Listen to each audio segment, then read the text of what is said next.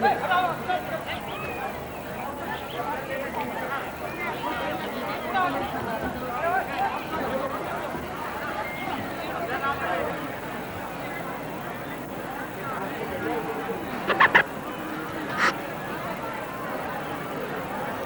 चलो डेरों से निकल जाओ,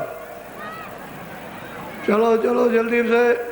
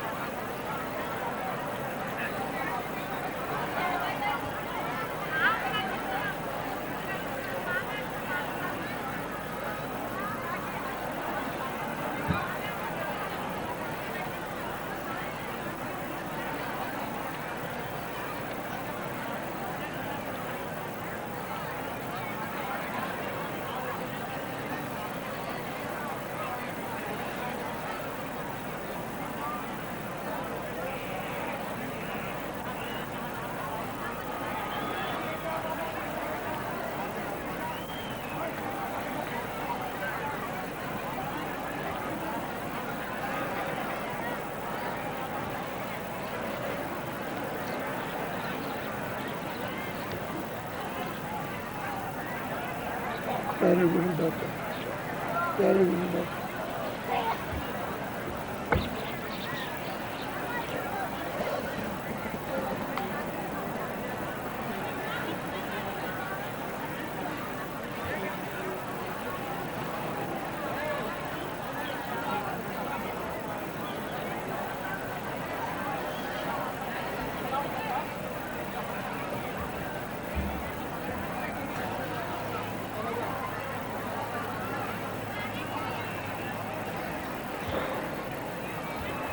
जय गुरुदेव,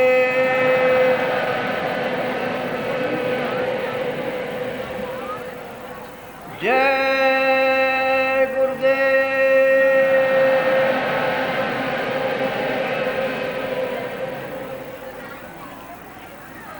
जय गुरुदेव नाम किसका?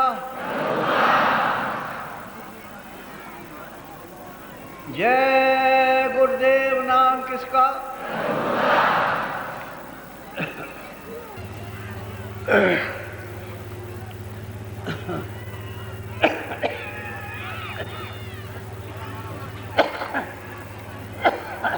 आज प्रेमियों तीसरा दिन है। ये शाम का समय है और इसमें आपको गरबा धाम से और बाहर आ गए, ये आपको अच्छी तरह से बताया, विधि विधान से आपको समझाया कि कितनी तकलीफ, कितनी पीड़ा है और किस तरह से संसार में आप उलझ गए और संसार की कितनी चाह, कितनी वासना इन्हीं के तारों पर मकड़ी की तरह से फंस गए और इतना समय निकल गया कुछ भी नहीं है। जैसे कि तैसे सब मेहनत बेकार, व्यर्थ चली गई। अब दिन फिर खराब वापस लौटे आए, क्योंकि बुढ़ापे में वापस आ जाते हैं बर्बादी के दिन, खराबी के, दुख के, पीड़ा के, दर्द के फिर वापस शुरू हो गए। एक तो बचपन में पीड़ा ही पीड़ा रही, दर्द ही दर्द रहा, रोने ही रोना, और जवानी में उलझ गए। जब बुढ़ापा आया तो आप फिर इस दर्द में, पीड़ा में चारों तरफ से गिर गए और कोई सहारा दिखाई नहीं देता। जिन जिन के जो फर्ज थे उन्होंने तो अपना अपना किसी के साथ अदा नहीं किया। अब ये सब बेकार हो गया। अब ये बताया कि भाई मालिक कैसे मिलेगा। मनुष्य रूपी तन है, इसमें जीवात्मा बैठी है। आपको कल बताया कि इस विस्तार किसने किया, ये मंडल लोग किसके बनाए, ईश्वर ने किसको भेजा, ईश्वर किसका अंश है, ब्रह्म किसका अंश है, पार ब्रह्म किसके अंश है। तो असल में जब आपको ये बताया कि सतलोक में समरोह सत्पुरुष, वो वहाँ तंत्र है। अविचल धाम है, अविचल लोक, उसमें कोई परिवर्तन हेरफेर में, तो सागर वहीं से सबका निकास हुआ। ये सब वहीं से आए, हम भी वहीं से आए। और धीरे धीरे जैसे जैसे इनको स्थानों से उतारा, वैसे वैसे इनके स्थानों पर हमको उतार करके लाया गया। और जब इनके स्थान पर पहुंच गए तो इन्होंने अपने अपने स्थान पर नीचे उतारा और नीचे उतार करके अब यहाँ ले आए इस मृत लोक में यहाँ। और यहाँ लाकर हमको बताकर बेसहारा बिना आधार के कर दिया। अब कोई आधार नहीं है कि हाँ लौट करके वापस जाएंगे। तो आपको ये बताया, समझाया कि क्या क्या यात्रा है और किन किन खानों में, किन किन योनियों में और किस किस तरह से कितने कितने नर्क हैं उनमें जाना पड़ेगा। तो आपको एक विधि विधान से अब उसमें मुख्य यह है कि प्रेम चाहिए और कोई सतगुरु पूरा मिल जाए, बस उसी की तारीफ है, महिमा उसी की है।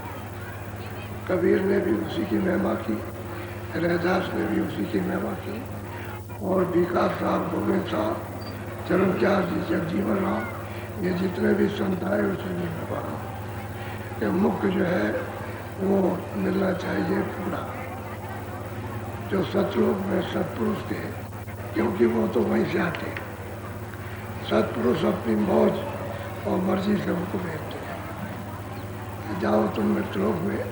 जीव सब फंस गए और रो रहे, तकलीफ इनको मिल रही है। तो कौन बताता है?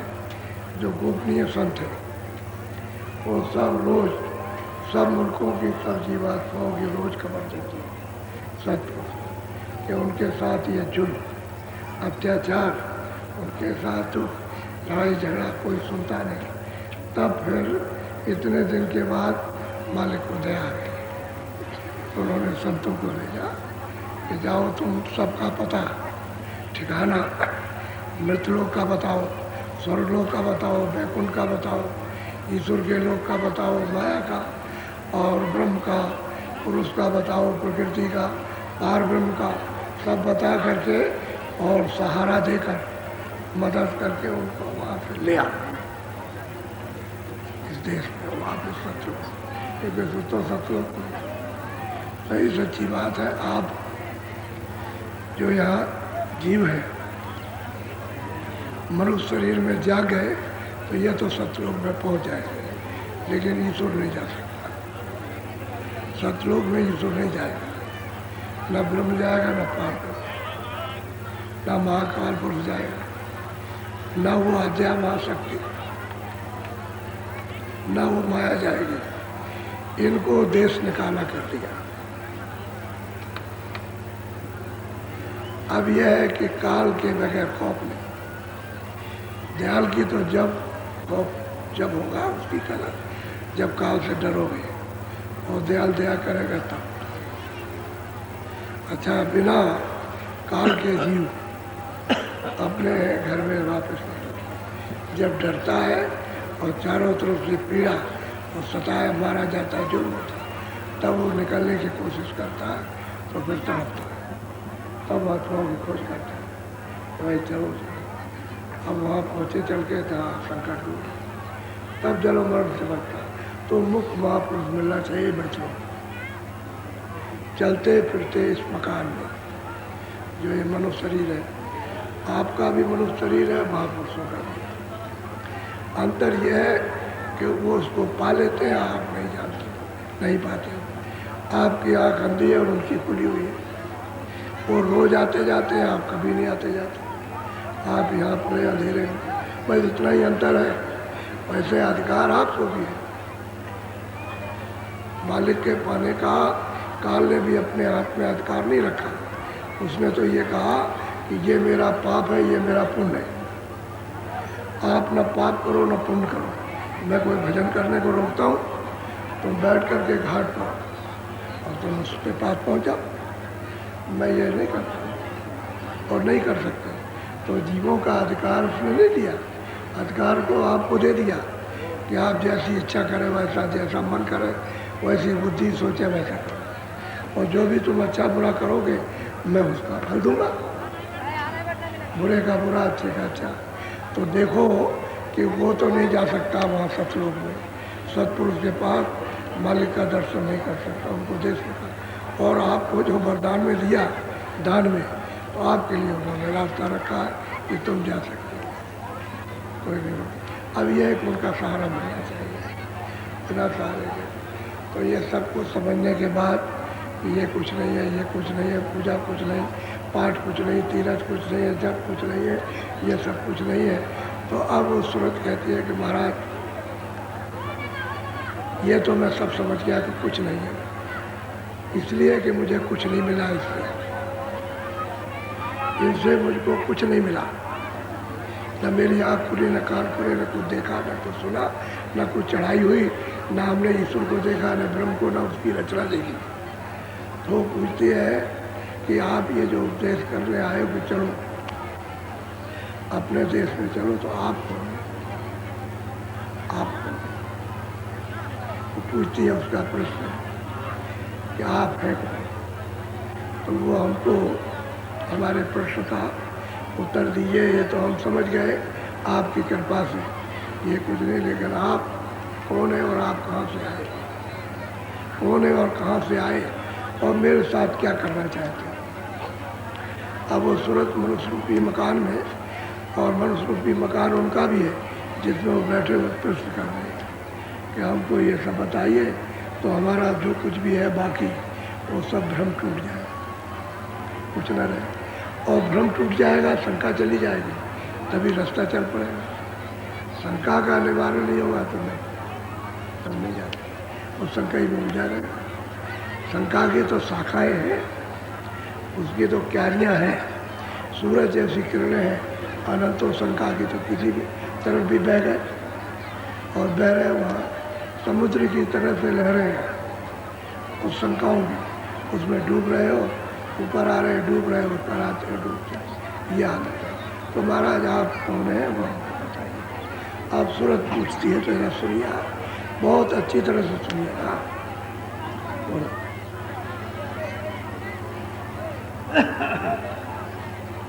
अब सूरत पूछे स्वामी से, वेद कहो अपना तुम मोह। कहते हैं अब सूरत पूछती है स्वामी से कि स्वामी आप अपना पूरा भेद हमको बताइए, हमको पूरा समझाइए, पूरा बताइए। आप तो पूछ रही है कि आप अपना पूरा बताइए कि हमारे साथ क्या करना चाहते हैं, बोलो। वास तुम्हारा कौन लोक में, ये तुम कौन मोह। कहते हैं भाई आपका किस लोक में वासा है और यहाँ मृतलोक में आप आए हो, इस तरह का आप उपदेश करते हो, तो आप ये बताइए कि आपका वासा निवास कहाँ के और किस मौज में आए, किस इच्छा को लेकर के आए, क्या आपकी मर्जी है, क्या चाहते हैं हमसे। तो हमारे ये प्रश्न का उत्तर आप हमको दीजिए। बहुत विधि विधान से पूछ रहे हैं कि आपका लोक कौन सा है और यहाँ आए तो क्या मौज है, बोलो। देश तुम्हारा कितनी दूर, खोजे सूरत न पावे। अब वो सूरत कहती है कि स्वामी मैंने तो यहाँ सब जगह पर हर क्रिया, हर पूजा, हर उपासना, हर तीरथ, हर एक व्रत और दान और पुण्य, कोई ऐसी क्रिया हमने नहीं छोड़ी, हमने सब किया। लेकिन हमने बहुत खोजा और हमको कहीं पता नहीं। तो यहाँ से मृतलोक से आपका देश जहाँ के निवासियों कितनी दूर है? इस लोक के वासियों किस मौज में आए हो, और फिर आपका देश कितनी दूर यहाँ से? हमने तो यहाँ सब जगह ढूंढा, सब जगह तलाश किया, हमको कहीं भी नहीं। जो आप कहते हो कहीं मिला नहीं, जैसे कि तैसे। बोलो। मैं बिछड़ी तुमसे कहूँ कैसे, देश पराये आई। अब वो सूरत पूछते हैं कि स्वामी मैं आपसे क्यों बिछुड़ गई, और कैसे बिछड़ी और किस कारण से बिछड़ी, और क्यों मुझको पराये देश में भेजा गया? ये तो पराये देश है, यहाँ की बात है। और आपने अलग, अपने से अलग क्यों किया? क्या कारण बन गया? क्या मुझसे गलती भूल हो गई? क्या नाराजगी हो गई? ये सब वो प्रश्न करके पूछ रही है। बोलो। मेरा हाल भिन्न करेगा देश अपना मोइला। और मेरा जो प्रश्न है उसका सब हाल विधि विधान के साथ में आप बताइए, और मुझे ये लिखाइए कि आपका देश किस देश के आप वासी, वो दिखाइए। लिखाने का मतलब है दिखाना, आँख खोल के दिखाना है कि आपके देश है, वो मुझको लिखाइए। ऐसी दया और कृपा कीजिए। बोलो। मन तन तन संग पड़ी मैं कब से, दुख पाए बहुतक में जब। अब कहते हैं मन के साथ तन के साथ मैं कब से इसमें बांध दी गई, और मैंने जो कुछ भी अपने शरीर में आकर नाना प्रकार के जब से आई तब से कष्ट उठाए, और अभी तक बराबर हो रही हूँ, कहीं भी मुझको चैन नहीं मिलता। विवश बेसहारे और कोई सुनने वाला नहीं, तो मुझे तन में और मन के साथ में कब से बांध दिया गया। आपके यहाँ से क्यों अलग की गई? आपने अपने से अलग क्यों किया? क्या हमने गलती की थी? वो सब पूछ रही है नियम के साथ। ऐसा प्रश्न नहीं कर रही जो प्रश्न बुद्धिहीन हो, बड़े ऊंचे विवेक से वो प्रश्न करती है और अपना समाधान चाहती। बोलो। क्यों भूली मैं देश तुम्हारा, आई पड़ी परदेश। और हे स्वामी ये बताइए कि आपका देश यानी कैसे भूल गई, और आपके देश से यहाँ कर परदेश में क्यों उलझ गई, क्यों यहाँ फंस गई? ये सब मुझे विधियाँ यानी भांत भांत की जो मैं पूछूं उसका मुझे उत्तर दीजिए। बोलो। पाताल बसो के मृत्यु लोक में, स्वर्ग बसो के ब्रह्म लोक। अब वो सूरत पूछती है भाई पाताल लोक कहीं हो कोई, या यहाँ मृत्यु लोक में रहते हैं, या स्वर्ग लोक में आप निवास करते हो, या ब्रह्म के लोक में निवास करते हो? उस सब जगह पूछ रही है कि पाताल लोक में रहिए तो बताइए, मृत्यु लोक में रहते हैं तो बताइए, स्वर्ग वैकुंठ के निवासी हैं तो उसको हमको बताइए। एक एक करके पूछ रही है कि आप कहाँ के निवासी हैं, आपका देश कौन सा और कितनी दूर है। बोलो। विष्णु लोक वैकुंठ धाम में, इंद्रपुरी या शिव। और कहते हैं भाई किस लोक में आप रहते हैं, कि वैकुंठ में लोक में रहते हैं, कि इंद्रपुरी में रहते हैं, किस लोक में आपका निवास है? क्योंकि ये लोग तो अलग अलग है, गोलोक अलग है, कृष्णलोक अलग है, इंद्रपुरी अलग है, गंधर्व लोक अलग है, पितृलोक अलग है, सूर्यलोक अलग, चंद्रलोक। तो पूछ रही है सबको कि आप किस लोक में रहते हैं, किस लोक में आपका निवास। बोलो। कृष्ण लोक या राम लोक में, प्रकृति लोक या। अब वो सब अलग अलग पूछती है कि कृष्ण लोक या राम लोक में या प्रकृति लोक में आप किस लोक में निवास और कहाँ के रहने वाले हैं, और यहाँ किस मौत से आए, यहाँ किस लिए आप आए। बोलो। या तुम व्यापक सभी लोक में, चारे खाने चर अचर थोक। अब वो कहती है जरूरत, ये स्वामी सब लोगों में आप व्यापक हैं, चारों खानों में आप ही रहते हैं, या नरकों में भी आप हैं और यहाँ इस मनुष्य शरीर में आप हैं, तो मृतलोक में भी आप हैं, क्या स्वर्ग और वैकुंठ में या सब लोगों में आप व्यापक हैं। वो पूछ रही है कि आप इन लोगों के निवासी हैं, क्या सब जगह आप रहते हैं या इससे कहीं अलग रहते हैं। ये बड़ा ऊंचा प्रश्न है और ये प्रश्न उसी का है जो देख रही है। प्रश्न उसी ने किया है जो सब मंडलों को देख रही है।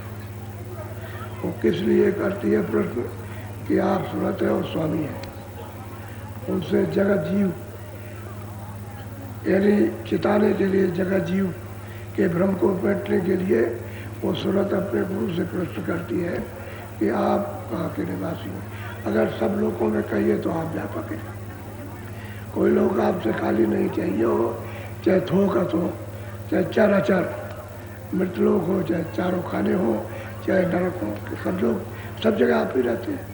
वो पूछ रही है, बोलो। क्या मोई डाला, क्यों मोई डाला काल लोक में, अति भर माया हर्ष सो। अब वो पूछ रहे कि स्वामी आपने काल के लोक में यहाँ डाल दिया और हमको कर्मों में बांध करके अति शोक चिंता मोह ममता इसमें ऐसा बांध करके और ऐसी व्याधाएं ऐसी पिटाई की जा रही है कि अब कितने दिन से पिट रहे हैं।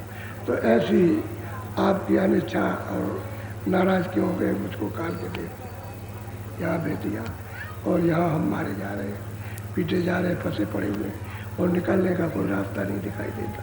बोलो। अब क्यों आए मोई चितावन, रूप धरा तुम अति मन। अब वो सूरत कहती है कि स्वामी अब आप इतने युगों के बाद जब से सृष्टि का विस्तार हुआ, सूरतों को भेजा, तब से मैं उधर नहीं जाता और अब आप इतने दिन के इतने समय के बाद यहाँ आए और आपने रूप धारण किया बहुत ही मनभावन सुंदर आकर्षण और मैं तो मोहित हो ही गया। मैं तो मोहित ही हूँ क्योंकि आपका रूप जो है मनभावन है, बहुत मन भाता है, अच्छा लगता है और आपसे हमारा मोह हो गया। वो तो ये कहती है लेकिन ये सब उत्तर मांग रही है कि ये सब उत्तर दीजिए, आप अपने लोग का दीजिए, क्यों नाराज हुए, अपने से अलग क्यों किया, फिर आपने काल के देश में यहाँ क्यों डाला, फिर पूछती है कि देश के वासी हैं, क्या सब जगह सबक यानी सब सर्वव्यापी हैं।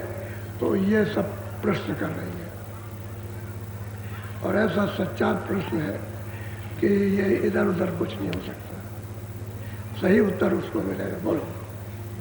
मैं दासी तुम चरण निहारे, वेद देव तुम अपने। अब वो सूरत कहती है कि मैं तो आपका दासी हूँ, मैं आपकी दासी हूँ, मैं तो आपके चरणों में लग गई।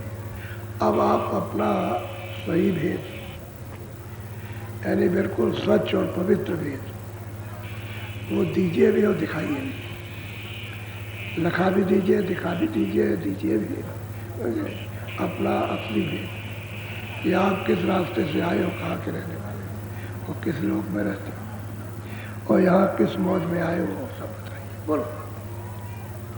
तब हस शब्द सुवामी बोले, सुनो सूरत तुम मैं कहूँ खो। अब कहते हो महापुरुष जो मनस्वरूपी तन में बैठे हुए उस शब्द के साथ मिलकर के शब्द रूप हो गए और जो ऊपर चले गए सतपुरुष के सतलोक में आते और जाते वो शब्द रूप है। तो हंस करके स्वामी बोले, बहुत प्रसन्न होकर के उन्हें खूब प्रश्न किया।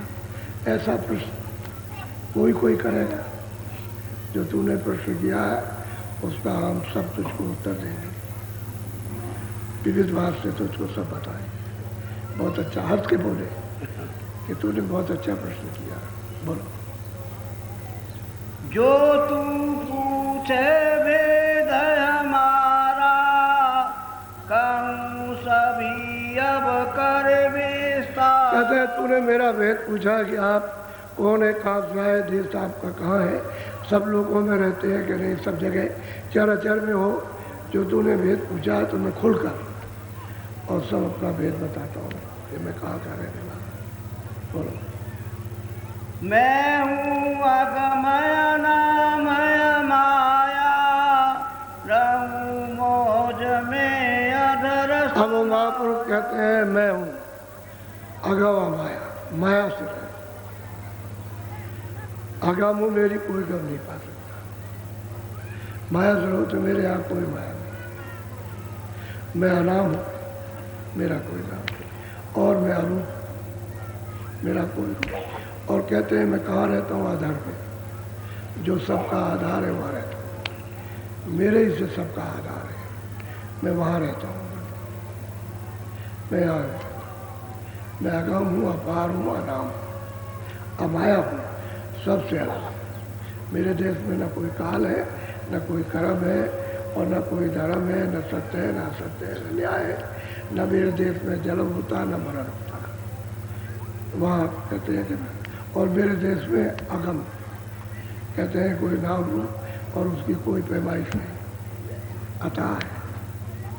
कोई वर्णन नहीं कर सकता, कोई उसकी गिनती नहीं कर सकता, कोई उसका मतलब यह है कि फोटो और मीलों में योजनाओं में नहीं बता सकता।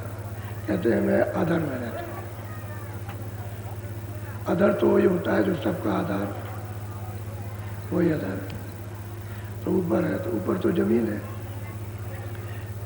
नीचे आकाश है, और तुम्हारे मनुष्य शरीर की जमीन ये है, और मनुष्य शरीर का आंखों का आकाश ऊपर, मनुष्य शरीर के आंखों का आकाश ऊपर, और सुरतों की जमीन है ऊपर, और सुरतों की आंखों का आकाश नीचे।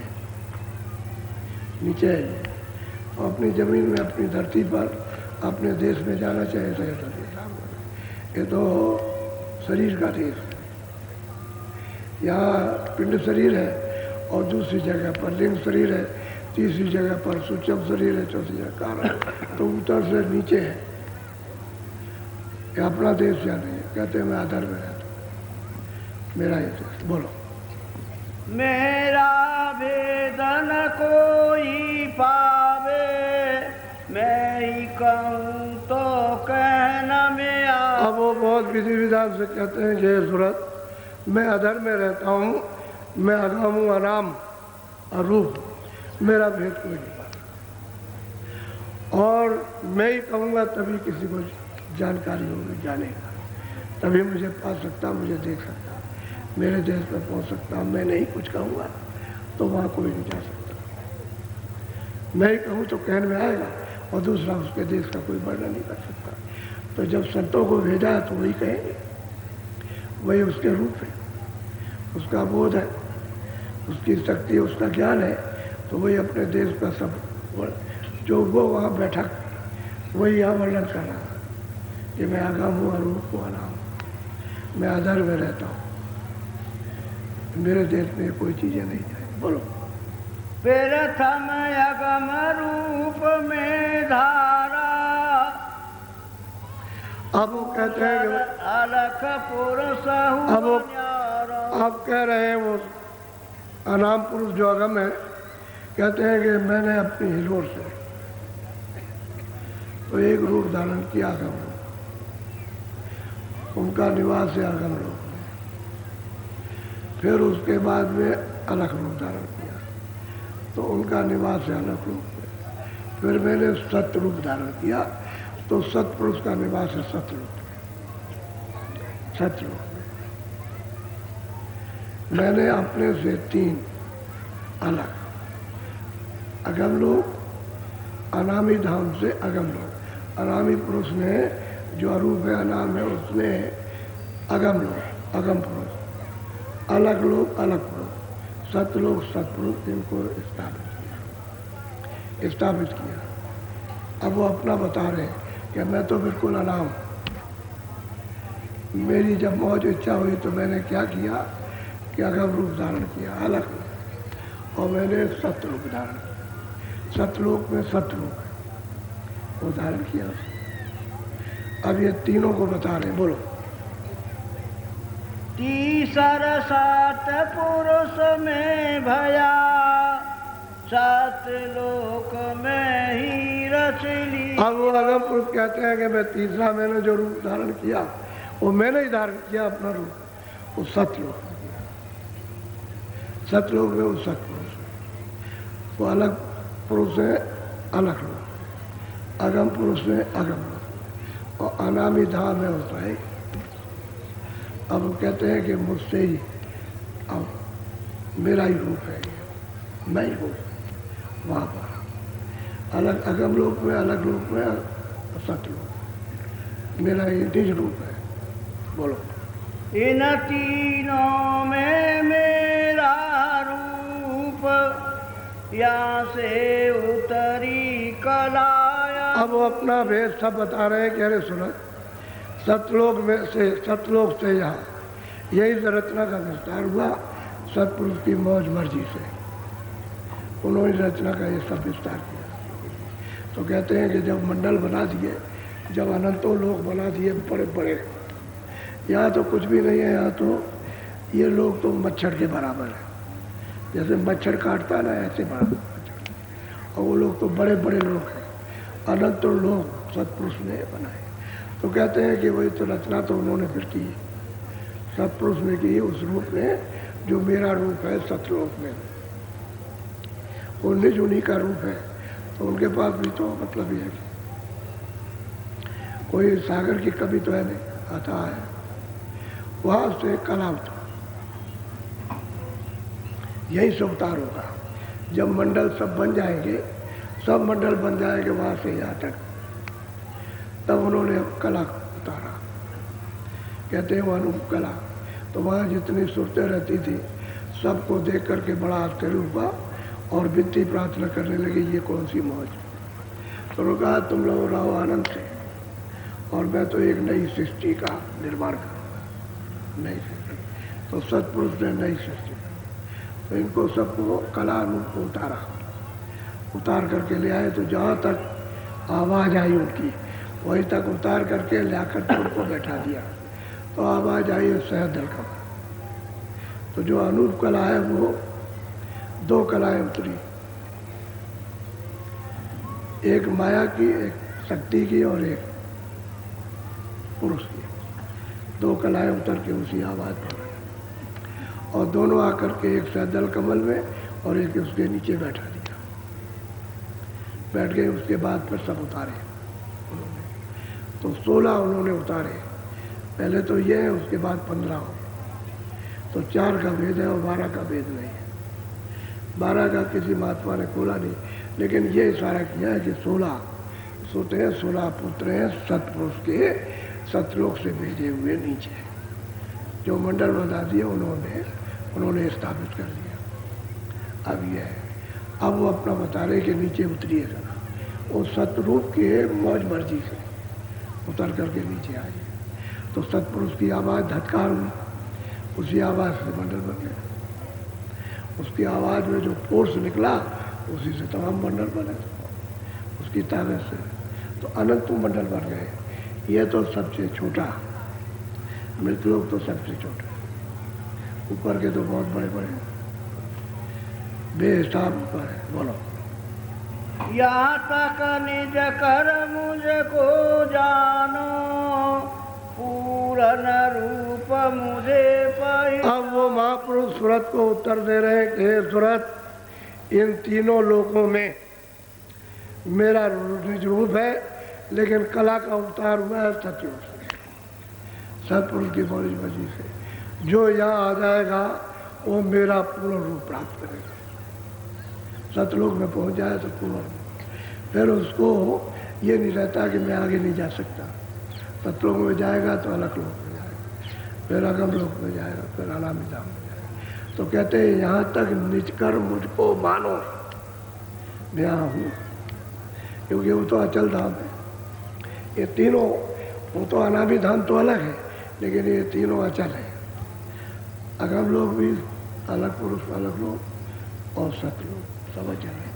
कहते हैं तीनों में मैं हूँ और मेरा रूप निज कर जानो, मुझे पहचानो, मैं हूँ। और जब तुम यहाँ आ जाओगे सूरत तो फिर तुम ऊपर हमारे पास पहुँच जाओगे। कोई वहाँ रोका टोकी नहीं होगी, क्योंकि वो तीनों देश स्वतंत्र है, जो चाहे जहाँ चाहे जहाँ आ जाए।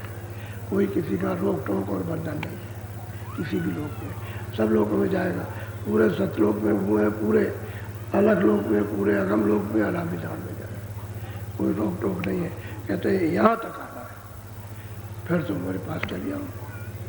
बहुत प्यार से समझाया। बोलो, प्रश्न का उत्तर दे रहे हैं, बोलो।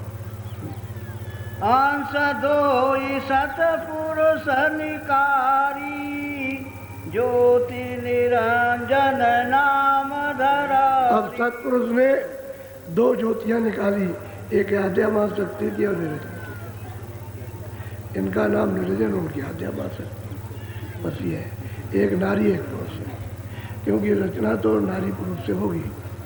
अब बात यह है कि मसाले मिलाकर जब बैठा दिया तो रचना, मसाला मिल गया तो बना लेंगे। जब आपके पास जल, पृथ्वी, अग्नि, वायु, आकाश जो मसाला हो पांचों, तो मिला करके एक दूसरे से कुछ बना दो आप। और एक मसाला नहीं रहेगा तो नहीं बनेगा, फिर नहीं बनेगा। पानी चाहिए, आकाश भी चाहिए, उसमें अग्नि भी चाहिए, उसमें वायु भी चाहिए, उसमें जल भी चाहिए। तो पांचों से मिलकर तब कुछ बनेगा। और एक अलग हो जाए तो नहीं बन सकेगा, नहीं होगा। तो मसाला तो इनको सब मिल गया, ऊपर ले जाकर इनके साथ ही उतारा। जब लोगों की रचना की तो मसाला उतार दिया। सब मसाला वही सतलोक से आया। पहले तो उसके नीचे हिस्से में था, उसी को नीचे उतार दिया। उसी आवाज़ से जो धत्कार हुई मंडल बने, उसी आवाज़ से नीचे। तो ये सब का सब स्थूल मसाला सबसे खारिज किया हुआ नीचे आ गया। इसी को मृत लोग कहते हैं। ऊपर ये नहीं, ऐसा यही मसाला है, सबसे जड़ है, सबसे खारिज, यानी किसी काम में आने वाला नहीं। लेकिन निरंजन भगवान और शक्ति ने अपना मतलब ये सब मसाला मिलाकर, और इस मसाले से कुछ दिन के लिए काम ले, क्योंकि इससे काम ले लेंगे तो इसमें बंद करेंगे तो उनका राज चलेगा। तो इतने दिन का ये, इतने दिन का ये, इतने दिन का ये 50 बरस का, ये 100 बरस का, ये 200 बरस का, 1000 बरस का, त्रेता में 10,000 बरस का, सतयुग में 1,00,000 बरस का। और उसके बाद इसको खाली करो। तो मसाला उसमें पूंजी दे दी कि इस मसाले में इतने दिन पूंजी रहेगी, श्वासों की पूंजी। तो कहते हैं दो धारे उतर के आई, एक आद्यमा शक्ति और ज्योति, और सैदल कमल में ला करके बैठा दिया। सैदल कमल इसलिए कहते हैं कि सहस्त्रों भुजाओं वाला, वो बहुत सुंदर है, वो बहुत सुंदर है। इन आँखों से देखने से बहुत सुंदर, बहुत सुंदर। इन सब चीज़ों को छोड़ दोगे और उस पर मोहित हो जाओगे। बहुत ही बोलो। यह दो कला उतर कर आई, जजरी दीप में आन समा। बस कहते हैं भाई उतर कर आए सैदल कमल, जंजीर दीप में आकर के एक ऊपर एक नीचे बैठ गया। बैठी शब्द ही पर है, आवाज़ ही पर इनकी बैठक है। इनका टिकाव आवाज़ पर है, वहाँ तो बराबर आवाज़ आ रही है। ऊपर से जो डोरी शब्द की पड़ी है, नाम की डोरी, और बराबर अगर नाम हट जाए तो एक सेकंड ही रह नहीं सकते। पावर हाउस से अगर बटन बंद कर दिया जाए तो सब बिजली खत्म। ऐसे ही वो आवाज़ को बंद कर ले तो सब नीचे खत्म, कुछ नहीं रहेगा, कुछ नहीं रहेगा। न मृतलोक रहेगा, न स्वर्ग वैकुंठ रहेगा, कोई भी लोक नहीं रहेगा, सब खत्म हो जाएगा। आवाज़ बंद कर ले। उसी आवाज़ पर तो रचना है, आवाज़ ही की तो रचना है। रचना मतलब है क्या? तो मतलब है जजरी दीप में आकर के इन दोनों को बैठा दिया, एक नीचे ऊपर, एक अर्धांगी हो गई, एक पुरुष हो गया। बोलो। यहाँ बैठ तिरलोकी रची, 5 तीन की धूम यहाँ त्रिलोकी का यहाँ से विस्तार किया, यानी स्वर्गलोक, सूक्ष्म और मृतलोक, ये तीनों लोगों का यहाँ बैठ करके, और 5 तत्व और 3 गुण, जल, पृथ्वी, अग्नि, वायु, आकाश, रजोगुण, तमोगुण, सतोगुण, ये उन्होंने सब मसाला मिला करके सब तैयार कर दिया और सृष्टि का निर्माण किया, रचा। वो सहजल कमल में बैठ करके वहाँ की है रचना का विस्तार। तो ऊपर तो देव शरीर है जैसे स्वर्ग वैकुंठ में, तो वहाँ तो कोई लिखा पढ़ी हो नहीं सकती, कोई कागज पत्र काम में नहीं आएगा। यहाँ आकर के जब इस मसाले में 5 तत्व और 3 गुण इसमें जब डाला तब इसका यानी किस तरह से बोध होगा, तो सूरत स्वर्ग की भेज दी जाएगी, वो फिर तपस्या करेगी, अंतर रहे मतलब यह समाधि लगाएगी, और फिर को वाणी सुनाई जाएगी। तो जो वाणी उच्चारण हो उसको लिखा गया, उसने जो सुना कि तुम ये लिखते चले जाओ, लिखते गए, वही 4 वेद है। आज आप पे वही है, आपका विधान वेद ही है और कोई किताब विधान नहीं है। उसमें ये सब कर्म कांड, पूजा कांड, पाप कांड, पुण्य कांड और मतलब सत्य कांड, असत्य कांड, न्याय कांड, अन्याय कांड सब उसमें लिखा हुआ, कुछ बाकी नहीं बचा, सबका उन्होंने विधान मान दिया। और नरक कांड और सुरक कांड और 84 नरकों सब लिखा, सब उसमें है, उन्होंने बना दिया। और फिर जब उन्होंने बना दिया तो जीवों को सुना रहा है। तो कहते हैं त्रिलोकी की रचना इन्होंने 3 लोकी की, सहजल कमल से बैठकर यही मुसलमानों के खुदा, हिंदुओं के ईश्वर और ईसाइयों के गान। वैसे नाम इनका नहीं है, स्थान इनका सहजल कमल है और आवाज़ इनकी घंटा संग है और चारों तरफ बज रही, यहाँ तक आवाज़ आ रही। जब कान खुल जाएंगे, जिसके कान खुलते हैं सबको सुनाई देगा, जिसका एक कान खुलेगा अंदर का सबको सुनाई देगा, और जब अंदर की आँख खुलेगी तो सब दिखाई देने लगेगा, सब दिखाई देगा। अब यह है कि जहाँ तक पर्दा है वहाँ तक उसके अंदर का दिखाई देगा, बाहर पर्दे को हटाओगे बाहर का दिखाई देगा। तो जो लिंग रचना वो तो दिखाई देगी, लेकिन सूक्ष्म रचना पर्दा हटेगा तो दिखाई देगी। तो लिंग पर्दा हट जाए तो सूक्ष्म में पहुँच जाओगे, उसको देखो सूक्ष्म रचना को। तो बहुत विधि विधान से रचना, बहुत भांत की रचना, ऐसी अद्भुत रचना है कि साधक की इच्छा होती है इसी को देखते रहे और देखने की कुछ इच्छा नहीं। ऐसी रचना का विस्तार नीचे से किया उसने, तो ये सब विस्तार फंसाने का किया। जैसे आप कुछ नहीं जानते इसमें फंस गए, इस मोह ममता में, इसमें ये प्रेम झूठा इसमें लगा हो गया, वह इसी में फंसे पड़े हुए, छोड़ दे रहे, चाहे जान चली जाए। देखते नहीं लड़के लड़की मर जाते, कह लगे हम अब जा रहे हैं, घर खा लेंगे, कुएं में टूट पड़ेंगे और दादा मैं ऊपर से गिर पड़ूँगा, कोई कहीं जाता वहाँ से गिर जाता। अरे भाई क्यों मरते हो? ये झूठी काया झूठी माया, माया भी झूठी काया भी झूठी। अब भाई झूठा जो खेल है तो उसमें क्यों मर रहे हो? तुम अपना को सत्य खोज लो। तो सूरत को बहुत विधि विधान से समझा है कि सतलोक से रचना का विस्तार हुआ। बोलो। 3 लोक से मेरा न्यारा, 4 5 6 में विस्तार। हाँ, वो महापुरुष कहते हैं कि देख सूरत में तीनों लोकों से अलग है। 3 लोक में इसका ऊपर ब्रह्म लोक, फिर ऊपर पाम लोक, कहते हैं इनमें उसमें और महाकाल लोक। मैं यहाँ नहीं रहता हूँ, मैं इसके परे रहता हूँ। अब वो महापुरुष देखिए वहाँ से आते हैं तो किस तरह से देखते आते हैं, देखते जाते हैं और फिर सूरत को बहुत विधवत समझाते हैं कि इसकी समझ में आ जाए, समझ में आ जाए। तो समझ तो जाएगी, जब ये पहुँच गई है तब प्रश्न कर रही है।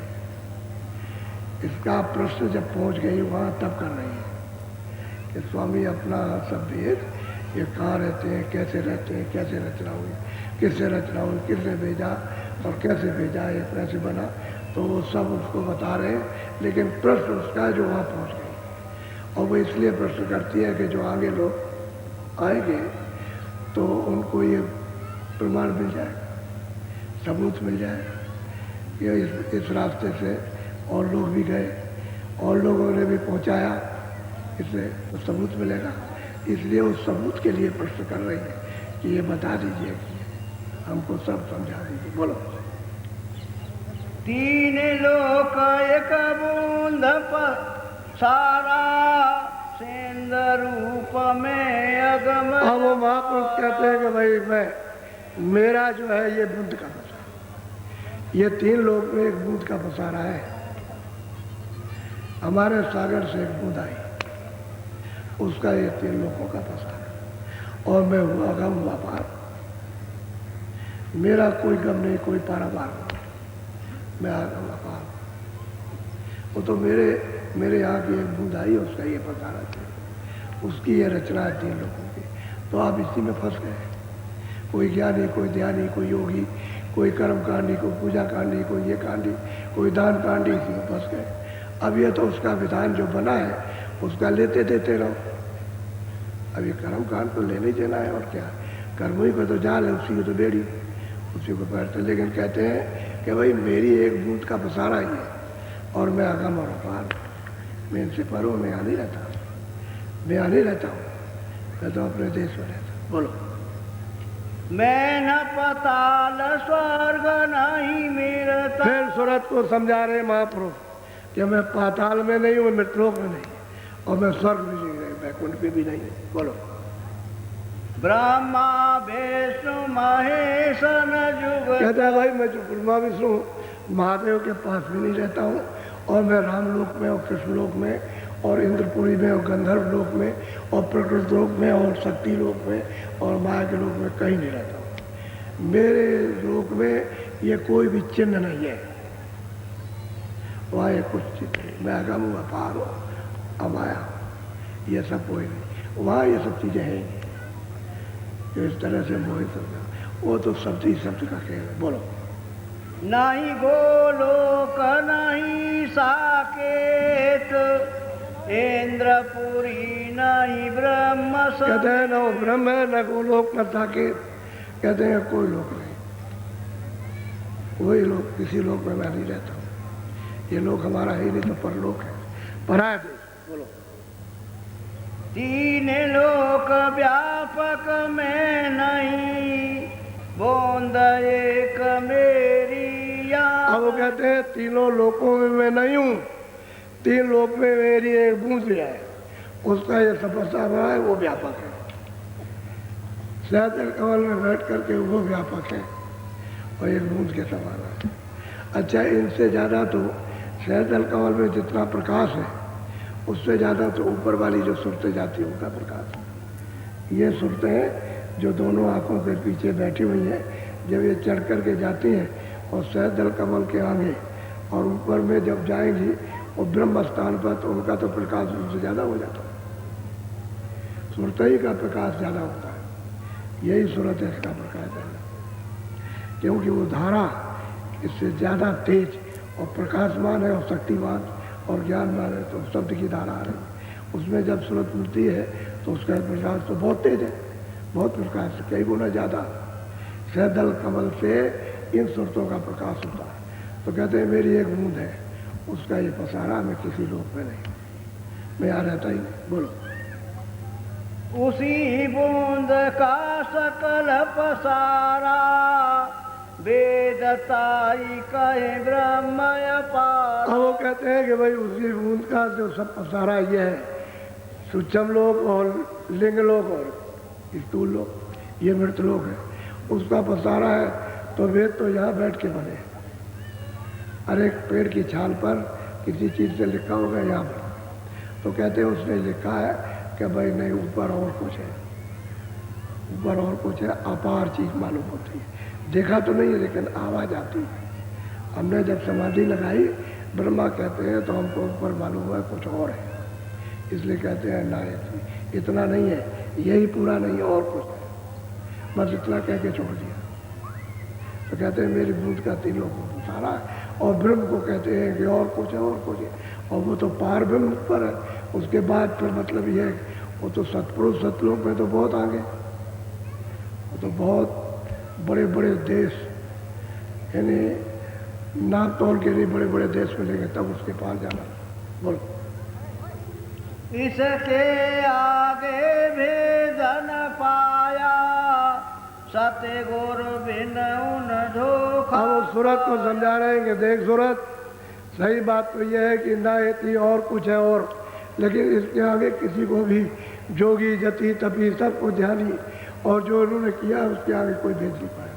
क्यों नहीं पाया? कि सदगुरु नहीं मिले, आगे जाने वाले नहीं मिले। अगर ऊपर जाने वाले मिल जाते तब तो ऊपर का भेद मिल जाता, वो नहीं। इसलिए किसी को भेद नहीं मानो ऊपर का, तो ऊपर क्या पार ब्रह्म क्या है वो पता नहीं, महाकाल पुरुष उसके ऊपर वो क्या है वो भी नहीं मालूम है, उसके ऊपर में और क्या है वो भी पता नहीं है, तो फिर सत्पुरुष का भेद कैसे मालूम होगा? तो कहते हैं इनको किसी को नहीं मालूम। वो तो जब वहाँ से सतगुरु आएंगे, जब महापुरुष से उस बोध में, उस ज्ञान में, शक्ति में आएंगे, वो आके बताएंगे, अरे सर तो तुम्हारा घर तो वहाँ है, तुम्हारा रास्ता ये है, तो रास्ता भूल गए हो, चलो और रास्ता बताए, तो चल देना चाहिए आप। फिर काहे को हिचकते हो? अच्छा, झझक किस बात की, शर्म किस बात की है? घर में जाने का रास्ता मिले तो फिर चल देना चाहिए। जितनी शर्म की चीज़ें सब छोड़ दो, और उसके सामने वहाँ तो नियंग हो जाना, नंगे हो जाना हो तो कोई पर्दा है नहीं। और यहाँ पर्दे में शर्म आती है, शर्म नहीं करना। सूरत को खोलों से निकालो, जब सब खोलों से निकल जाएगी तो नंगी हो जाएगी, कोई ऊपर पर्दा नहीं रहेगा, कोई शर्म नहीं। शर्म तो पर्दे की है, तो तुम्हें पर्दे की शर्म में वो रास्ता बताया जाए, चलो घर की तरफ, चलो ऊपर में, ये रास्ता तुम्हारे घर दरवाजे से, और वहाँ बैठ के तो कोई कुछ कहता है ये क्या करते हो, तो कहते हैं भजन करे। ये कैसा भजन है? मंदिर में जाओ भजन को, ये कोई भजन? और ये नहीं बताया कि मनुष्य मंदिर ये है, ये सच्चा मंदिर है, वो झूठा है, ये उसका बनाया, वो आपका बनाया। ये शरीर को आपने नहीं बनाया, ये उसने बनाया, 3 लोग के मालिक ने, और वो आपने बनाया मंदिर। तो आप कहते हो कि नहीं वो सच्चा है। सच्चा तो ये मंदिर है जो 24 घंटे बोलता है, और आरती और कीर्तन रखत हो हर वक्त हो रहा, और तेल बत्ती घी की जरूरत ही नहीं पड़ती, अपने आप रोशन। उसकी आरती करो आप, उसका कीर्तन करो, अखंड कीर्तन, वही है देववाणी। जब प्रकट हो जाए अनंत वाणी तो 24 घंटे सुनो आप, वो तो तुम्हारे पास है। तो कहते हैं भाई 3 लोग का पसारा ही है, और ये बेचारे आगे का कुछ हाल चालते नहीं, कुछ पता नहीं है। अब आगे का कहेंगे क्या? जब वेदी कहता आगे हम नहीं जानते, हमको नहीं मालूम। तो जितने मत है जग के माही, इसी बूंद को सिंध। और वो महापुरुष उस सूरत को समझाते हैं कि ये सूरत जितने भी मत हैं इस संसार में, छोटे से लेकर बड़े बड़े तक, इसी बूंद को सिंध कहते हैं। जो सैतल कमल में ईश्वर बैठे हुए, इसी को वो सिंध बताते हैं।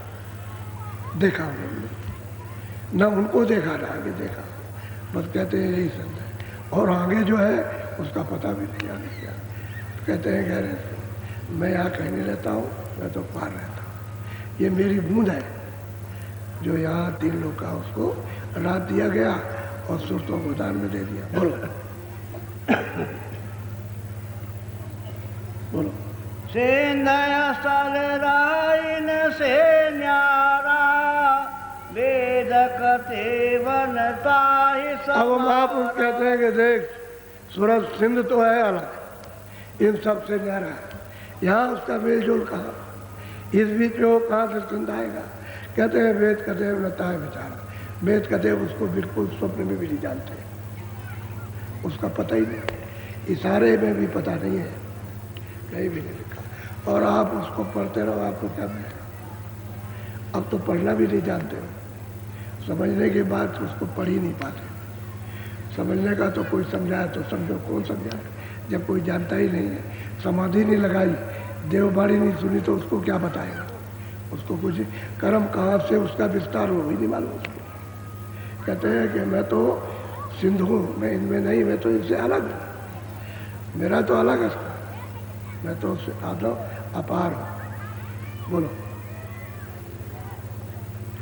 ब्रह्मादिक सब वेद भुलाए, ऋषि मुनि कर्म भरम लिख। कहते हैं कि ब्रह्मादिक सब तो वेद में भूल गए, लिखने पढ़ने में, इसमें भूल गए, और जितने भी सब लोग हैं वो कर्म धर्म में सब में उलझ गए। अब वो रास्ता तो सब भूल गए। सही बात है कि जिस रास्ते से आप उतार करके लाए गए वही तो रास्ता उनके उतारने का था। जो 2 कलाएँ पहले उतर के आई थी और जंजीर द्वीप में सर्च कर बैठी आद्या, मतलब महाशक्ति और क्या नाम, निरंजन भगवान, तो उसी रास्ते से आप, रास्ता कोई दूसरा आपके आने का नहीं है, वही से सीधे उतर करके आए, उसी में होकर के, और उन्हीं की आवाज़ से उतरोगे। 2 घंटे उस संघ की आवाज़ से ही नीचे उतारे जाओगे, नहीं दूसरा कोई आधार ही नहीं उतरने का। उसको उतार करके ले आए, और यहाँ आँखों के ऊपर में वो तो डोरी आवाज़ की पड़ी हुई है, लेकिन आप उसे छूट गए। आप उस डोरी की उंगली पकड़े थे ऐसे, ऐसे पकड़े हुए थे नाम को, शब्द को, और छोड़ ही रहे थे। धीरे धीरे करके पाप और पुण्य करते करते डोरी छूट गई। जब सुख सुविधा दी तो इधर लग गया, मन बुद्धि चित्त इधर लग गए, क्योंकि मन बुद्धि चित्त भी तो वहीं से लाए गए, सहदल कमल से। मन है, बुद्धि है, चित्त है, अहंकार है, ये भी तो कपड़ा पहनाया गया और सूरत के साथ लगा दिया, तो मतलब डोरी छूट गई।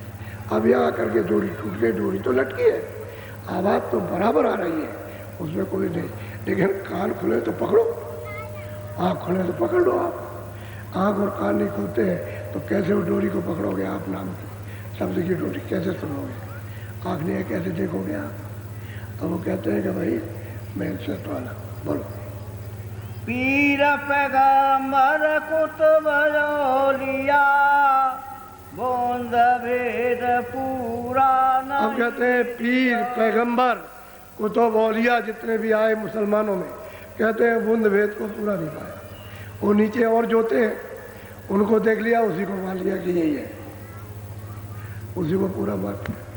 वो तो और जोते नीचे हैं, उसको भी मान लिया, लेकिन इनको नहीं पाया। वो बूंद का भी दर्शन नहीं किया। हम मुसलमान इतनी इबादत करते हैं तो खुदा की झलक भी नहीं आती, नीचे की झलक भी नहीं, ऊपर की झलक क्या है, नीचे ही कुछ पता नहीं चलता। तो कुतुब पीर ये औलिया जितने भी कहते हैं बूंद भेद, तो उसको भी नहीं मिला, वो भी रह गए ऐसे। तो अब ये बताओ कि वो घर का पता कौन देगा? उधर तो कुछ मालूम है नहीं, इसी को नहीं पाया तो उसको क्या पाएंगे? तो सूरत को सब प्रश्न का उत्तर दे रहे हैं बहुत प्यार के साथ। बोलो। और ऐसा उत्तर दिया है कि मतलब ये है कि बिल्कुल एकदम समझ में आ जाए। बोलो। सुनो सूरत तुम अपना भेद, तुम हम में थी। अब उसने पूछा कि भाई मुझे आपने क्यों अपने से अलग कर दिया?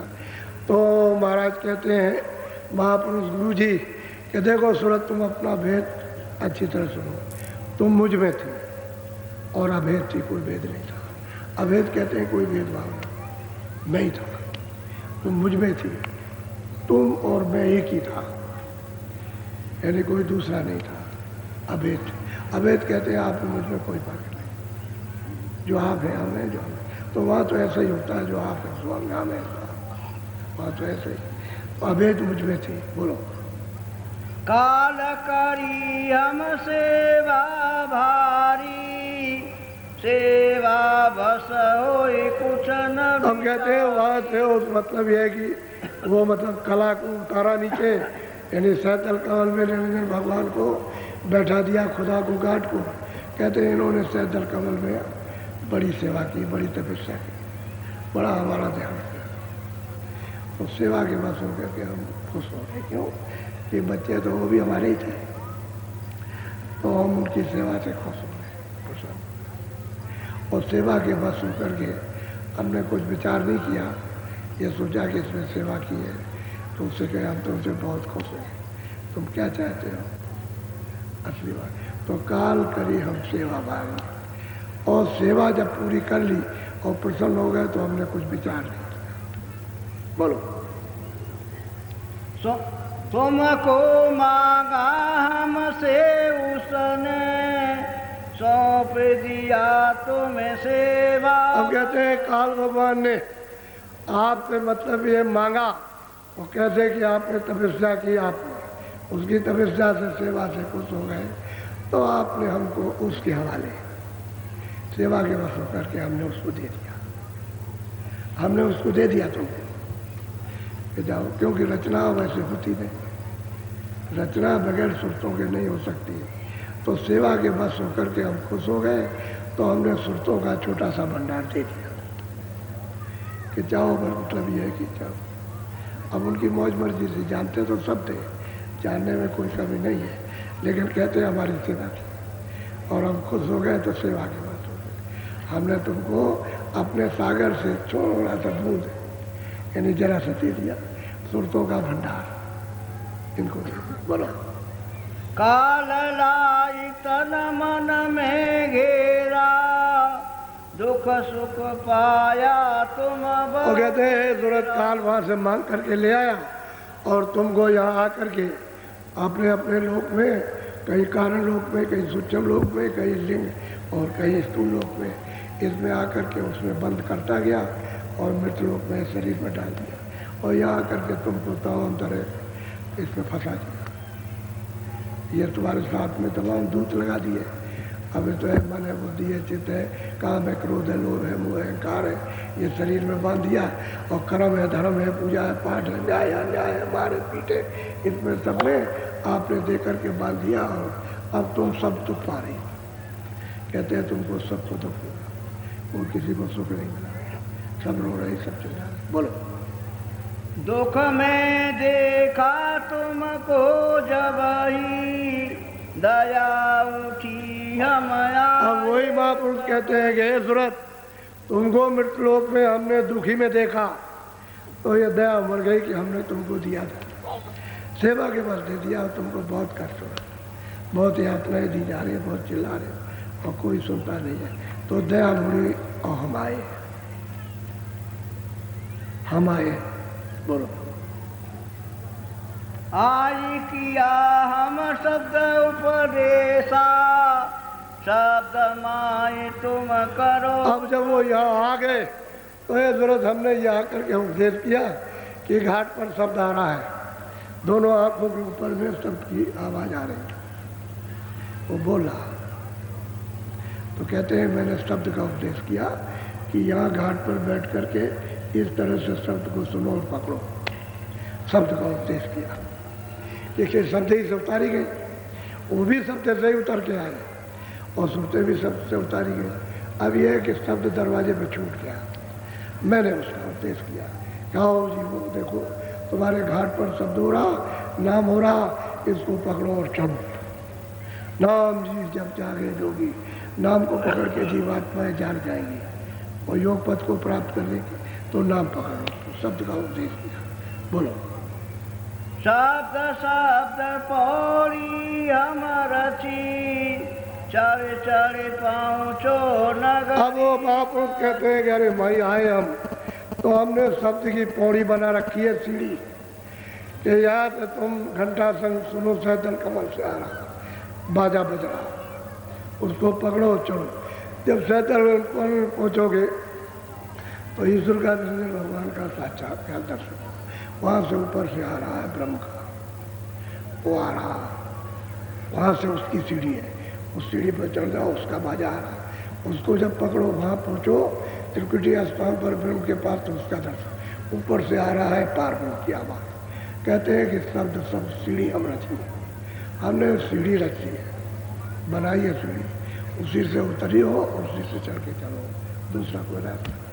कहते हैं और चढ़ चढ़ पहुँचो सच्ची नगरी, वहाँ ये कोई बाधा नहीं, न कोई चिंता, न कोई मारता, न कोई मकान है, न शरीर है, न बच्चा है, न कच्चा है, न दफ्तर है, ये है न वो है, न कोई रोता है, न कोई खाता है, न कोई वहाँ अमीर है, न कोई गरीब है। अरे कुछ नहीं, कोई पर्दा नहीं। कहते सच्ची नगरी पहुँचो, वो अचल है, अस्थायी, अखंड है, वो चलायमान नहीं है।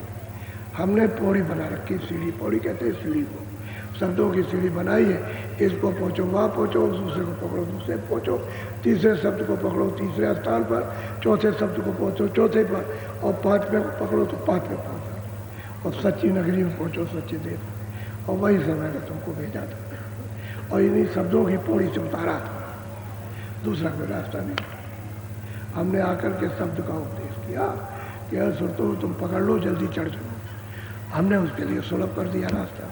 तो अब शब्द को पकड़ो और क्यों इधर उधर भटकते हो, सीधा पकड़ो, बैठ कर, लेट के करो, बैठ के करो। बाहर की इधर की तवज्जो, बाहर का ध्यान और ख्याल, बाहर की तरफ मन दौड़ता है, थोड़ा सा रोक कर दी और यहाँ सूरत के साथ लगाओ तो सूरत जाग जाए, तो अंदर में उसका आधार मिल जाए, पकड़ने का, सुनने का, देखने का आधार मिलेगा तो चढ़ चले। कहते हैं फिर हमने आकर के शब्द का उपदेश किया। और कल जो में शब्द के सिवाय सीधा और सरल आसान कोई रास्ता है न, इसमें कोई योग करना, न कोई जप करना, न कोई तप करना, सीधा रास्ता सरल। न इसमें श्वास उठेगी, धीरे से अपने इधर से ध्यान हटा के उधर, उतने ही में काम बनेगा। आखिर पहले तो बड़े कष्ट उठाते थे तब भी कुछ नहीं होता था, अब ये सहज रास्ता सीधा बना। हमने शब्द का उपदेश किया, अब उसके प्रश्न का उत्तर दे रहे हैं कि सही बात तो यह है कि हमने तुमको उनको दे दिया सेवा के बस होकर, और उन्होंने ला करके यहाँ इन तनों में, इन शरीरों में डाल करके यहाँ तुमको फंसा दिया। अब तुमको बहुत दुख घटेगा, बहुत दुख होगा, तो मुझे दया होगी कि चलो उनको ले आए। तो आप लगो, तभी तो कहते हैं वहाँ पर सब कुछ। अगर लग गए तो उतर गए पार, और नहीं लगे तो डूब गए। बोलो। बोंद देश को छोड़ो या भाई, सेंध देश चले खे। कहते हैं कि इसी जीवन में, यानी मरने की बात नहीं, इसको छोड़ दो, इस बुंद देश के सब सामान को उतना ही लगा रखो जिससे ये इसमें रहती है, तो उसकी रक्षा हो जाए। और कहते हैं इसको छोड़ो और अपने सिंध देश में चलो। मैंने तुम्हारे सबके लिए जो भी चाहे वो चल देगा। इसमें जात पात, छोटे बड़े, पढ़े लिखे का कोई काम नहीं। इधर जब चलेगा तो पढ़ना लिखना नीचे का, ये तो भौतिक है, ये सब बुद्धि का भौतिक ज्ञान है नाश पर, और वो तो सूरत का ज्ञान है। तो कहते हैं सब जा सकते हैं, सबके लिए उपदेश किया, सब उपदेश सबके लिए, नाम उपदेश सबके लिए, सबके लिए किया है। सरल है, सीधा, आसान। और चढ़ो और अपने देश में चलो। बोलो।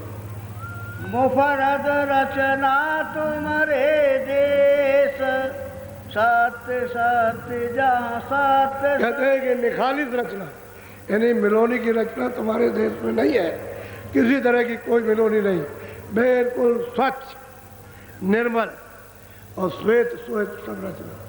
यानी रचना इतनी अद्भुत है कि चलो अपने देश पे चलो, वहाँ कोई कलेश नहीं, तुमको डर नहीं क्या। अब इस सूरत को पहुँचा दिया, जब पहुँचा दिया तो ये प्रश्न कर रहे हैं किसके लिए, आपके लिए, ये और सूरतों के लिए भी सरल पड़ जाए कि कोई तो समझाता नहीं है, कोई बताता नहीं इनको कि भाई हमारा देश, हमारा घर कहाँ, और हम कैसे अपने घर में जाएंगे। तो उसकी मतलब है कि रेल बना रखी है कि इस पर चढ़ो और पहुँचो, चढ़ जाओ और उस स्टेशन पर चलो, उससे आगे चले जाओ तो दूसरा स्टेशन, दूसरे से फिर तीसरा, और तीसरे चौथा अपना फिर घर स्थान आ जाएगा अपना, जहाँ से आए वहाँ पहुँचोगे। तो पौड़ी बना रखी है, सीढ़ी, ऐसा रेलगाड़ी समझ, स्टेशन दर स्टेशन आपको जाना है कि चलो गाड़ी में बैठो, मुंबई पहुँचो, बैठे रहो, आखिरी है गाड़ी मुंबई में, वहाँ जब पहुँच जाएगी तो वहीं उतर जाना।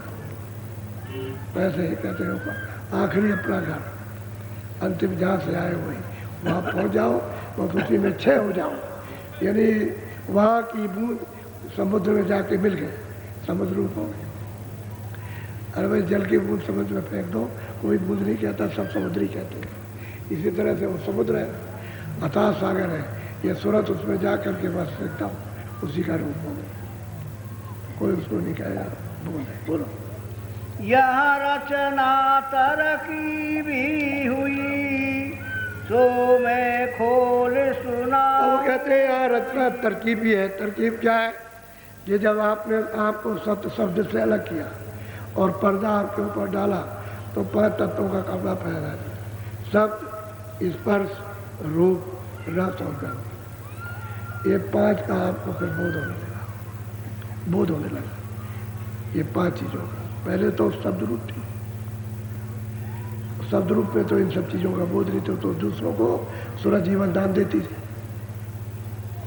फिर नीचे उतारा, सहतर कमल में ले आए तो 9 तत्वों का कपड़ा, शब्द, स्पर्श, रूप, रस, गंध 5 ये, और मन और बुद्धि और चित्त और अहंकार, तो 4 ये हो गए, 5, 4, 9, इसका एक कपड़ा पहना दिया।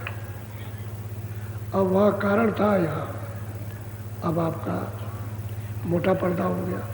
फिर ऊपर से जब नीचे उतारा तो स्वर्ग में कुंड में ले आए तो 17 तत्वों का कपड़ा पहना दिया सूरज। यह कहते हैं ये रचना है, ये मतलब मिलोनी, ये मिलोनी की रचना।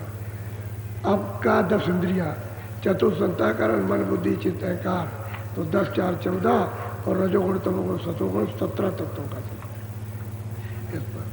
और जब नीचे उतारा तो मोटा खून दे दिया, ये इसमें बैठे हो, यह है 5 तत्वों का शब्द, स्पर्श, जल, पृथ्वी, अग्नि, वायु, आकाश, बस ये मोटा खून है, ये जड़ खून है, ये सूरज को इसमें। अब सूरज जड़ में आकर के जड़ हो गया, यह हो गया समझा, भूल गई तो जड़ हो गई, तो इसलिए जड़ हो गई तो जड़ की पूजा, जड़ की उपासना, जड़ का सब कुछ काम, जड़ के कर्म, सब कुछ यही जड़ता के हैं। और जड़ क्या आ गया, इसमें तो कोई ज्ञान है। तो कहते हैं कि मिलोनी की रचना है और तरकीब से हुई है, ऐसे नहीं कि ऐसे ही हो गए, सब तरकीब से हुई है। और ये तरकीब ही से बोलो। मुफरद बूंद हमारी आई, दूसर माया। अब महापुरुष कहते हैं कि देख सूरत, बूंद तो वही है, वो जो सतलोक से आई थी, वहाँ उसमें कोई मिलोनी नहीं थी। और उसके साथ में जो आत्या महाशक्ति आई, और जब मिल करके, रल मिल करके जब इन्होंने ये सब काम किया, तो फिर मतलब ये को गंदी हो गई। वो जो बूंद आई थी स्वच्छ पवित्र, सैतल कमल में निरंजन भगवान आए थे, उस समय पर तो वो स्वच्छ थे, और बाद में वो भी कर्म में आ गए। तो उनके ऊपर भी मन, बुद्धि, चित्त, अहंकार और शब्द, स्पर्श, रूप, रस, गंध, ये 9 तत्व उनके भी शरीर है, उनका भी इसी शरीर का यही है। वहाँ जो सूक्ष्म लोग हैं, ये 9 ही तत्वों का है, वो भी उसमें 9 तत्वों के शरीर में बैठे हुए हैं, वो भी बैठे हैं। और नीचे आकर 17 तत्वों के शरीर में ब्रह्मा, विष्णु, महादेव और जितनी महासुरतें रहती हैं, वो सब उसी शरीर में। तो वो देव शरीर है, स्वर्ग वैकुंठ में देव शरीर है, उसमें वो रहते हैं, उसमें वो भी रहते हैं। और यहाँ अगर तुम्हारे ऊपर राजा कोई हो जाए, वो भी तो 5 तत्वों के शरीर में बैठा और तुम रह हो गए, फर्क कुछ नहीं है, अपने अपने देश और शरीर का, और कोई फर्क नहीं। तो कहते हैं मिलोनी की रचना यहाँ हुई। तो वो भी तो बूंद जो आई थी, वहाँ से स्वच्छ थी, पवित्र थी, वो भी गंदे हो गए। गंदे हो गए तभी तो गंदगी में फंसा दिया। बोलो।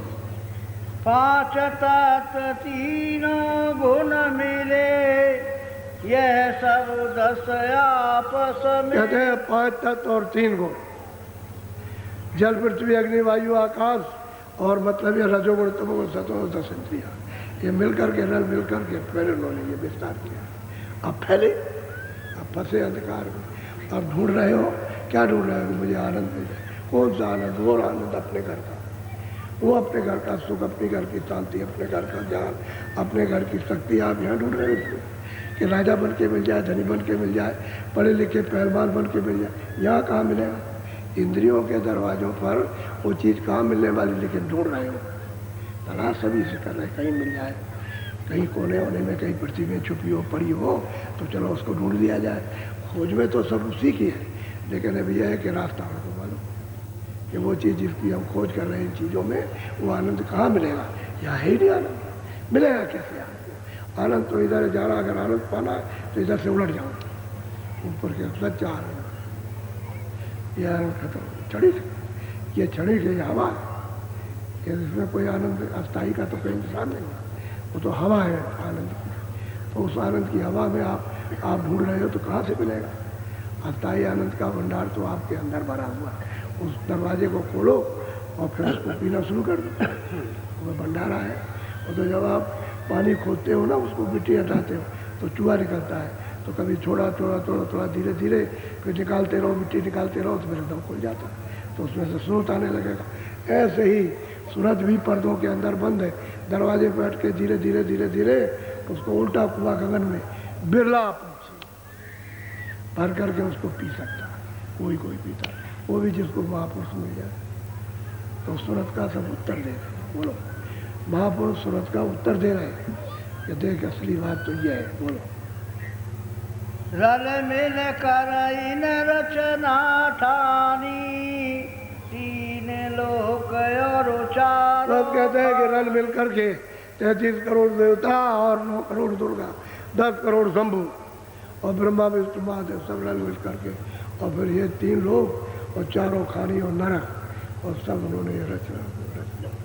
अब जीव इसी में बांध दिए गए, क्योंकि उनको ये चिंता हो गई कि अगर चले जाएंगे तो राज हमारा नहीं रहेगा, सूरतें अगर निकल के चली गई, तो इसलिए जल्दी किए उन्होंने कि जल्दी से कानून बनाओ और बना के इनको आज़ादी दे दो, और जब उसका उल्लंघन करें तो इसको फांस लो।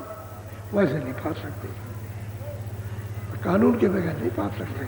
और कानून बनाओगे तो घर में रख लो, बना के उसमें नहीं, आपको बताना पड़ेगा कि आपका कानून क्या है, तो उन्होंने पाप और पुण्य बनाया कि तुमको अधिकार देते हैं, अच्छे बुरे का जो तुम चाहो सो करो, मेरी तरफ से कोई इजाज़त और मनाही नहीं है, और जो भी तुम करो अपना अपना भोगो। इसी में तो बांध लिया आपको, इसी में चारों खाने और 84 लक्ष्यों और नरक के तो बनाए, और काहे के लिए बनाए? तो जीवों को रोका गया कि अब न जाए तो हमारा राज खत्म हो जाए। बात है, बोलो। चलने की तो करी तैयारी, स्वामी से यो वचन उचार। हाँ, वो सूरत कहती है कि अब तो मैं बिल्कुल तैयार हो गई। तैयार क्या हो गई? वो तो पहुंच गई है, उसी का तो प्रश्न है, नहीं तो ऐसा प्रश्न कौन कर सकेगा? तो उसका प्रश्न कहते हैं हम तो चलने की तैयारी करें, लेकिन और भी कुछ कहती है, और भी कुछ कहना चाहती है, स्वामी से कुछ पूछना। बोलो। संशय एक उठा मोई भारी, सो निर्वार करो विस्तार। कहता है स्वामी एक संशय और बीच में आ गया, उसका भी आप निवारण कर दीजिए, उस संशय को भी खत्म कर दीजिए, शंका। वो क्या है? बोलो। सेवा बस तुम काल को सौंप दिया अब मोई, तो अब कौन भरोसा है फिर भी ऐसा। अब वो सूरत कहती है कि स्वामी जब सेवा के बस होकर के आप खुश हो गए, तो हम सुरतों का भंडार उसको सौंप दिया और आप उसको लिए जा रहे हो, और फिर उसके बाद में आप वो सेवा करें आपकी और फिर खुश हो जाओ, तो मुझको फिर आप दे दो, तो मैं तो ऐसे ही मार खाता रहूँ। तो मेरी शंका को इसको भी दूर कर दीजिए, इस शंका को निवारण कर दीजिए। बहुत ऊंचा प्रश्न है कि फिर भी आप सौंप सकते हैं। आप खुश हो गए, एक दफे सौंप दिया, क्या आप भरोसा है कि आप फिर खुश हो जाओ और फिर उसको मुझे सौंप दो? तो मैं तो फिर चली गई। तो प्रश्न कर रहे, बोलो। तब स्वामी हंस कर यो बोले, कहूँ वचन में तुमसे। कहते हैं मैं सत्य वचनों को कह रहा हूँ। हंसकर प्रसन्न होकर के बोले कि मैं सत्य कहता हूँ, सत्य वचन है। अब बता रहे हैं कि मैं खुल करके कहता हूँ, साफ साफ, इसमें कोई झूठ की बात नहीं, कुछ भी सीधा सीधा बोलो।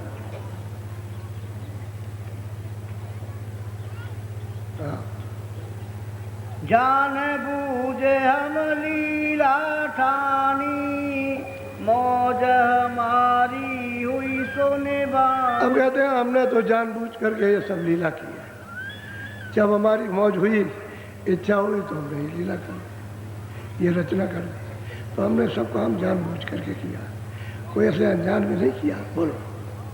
काल रचाय हम समझे बूझ कर, बिना काल नहीं खौफ। कहते हैं काल को जो मैंने रचा है, काल को यहाँ से भेजा है, तो मैंने समझ बूझ करके भेजा है, क्योंकि सुरतों को दिया है। तो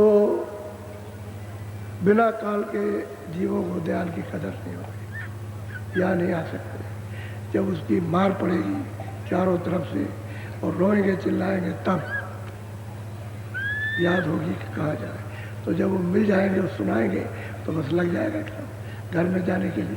तो मैंने काल को समझ बूझ करके रचा, उसको समझ बूझ करके भेजा है उसको यहाँ, और भेज करके सब मसाला उसको दिया, और सेवा उसने की है अपने स्थान पर बैठ करके। मैं खुश होकर के मैंने तुमको तुम्हारा दान दिया है, यानी तुमको सौंप दिया कि जाओ तुम कुछ दिन के लिए वहाँ जाओ, और तुम जब चाहोगी, इतना जरूर कहा था कि नाम को मत छोड़ना, नाम को पकड़े रहना, चाहे जितने भी वो सुख सुविधा थे, लेकिन नाम को छोड़ना नहीं। तो आप आए तो मतलब ये सुख सुविधा पाकर नाम को छोड़ दिया, भाई यही आपकी भूल हो गई।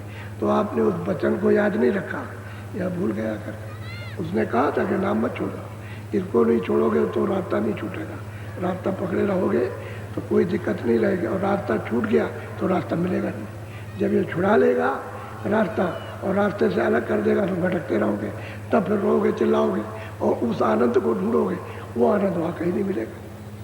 पकड़े रहना, समझ बूझ करके मैंने काल को रखना, और बिना काल के दयाल की कदर नहीं होती, अपने सत्य देश की कदर नहीं हो सकती। काल ही रहेगा तभी कदर होती है।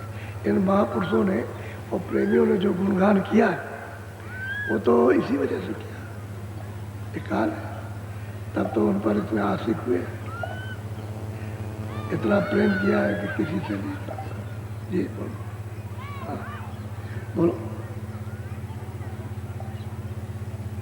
कदर जाल नहीं बिना काल के, मौज उठी तब यश दया। कहते भाई दयाल की तो मौज उठी है, वो तो सब आगे पीछे का आद अंत का सब जानता है। कहते हैं भाई हमने जो कुछ रचना की है सूरत, वो काल के बगैर दयाल की कदर नहीं, और बगैर उसके वो आ नहीं सकता। जब उधर से मारेगा तो दयाल की गोद में धकेगा, बचाओ बचाओ बचाओ बचाओ, तब कदर होगी, तब उसको समझेगा कि बचाने वाला कोई बड़ा है, बचा लेगा। बोलो। मौज उठी तब यश दयाल के, दिया निकाल काल को। अब वो कहते हैं महापुरुष देख सूरत, जब ऐसी मौज हुई तभी तो अपने देश से काल को निकाला।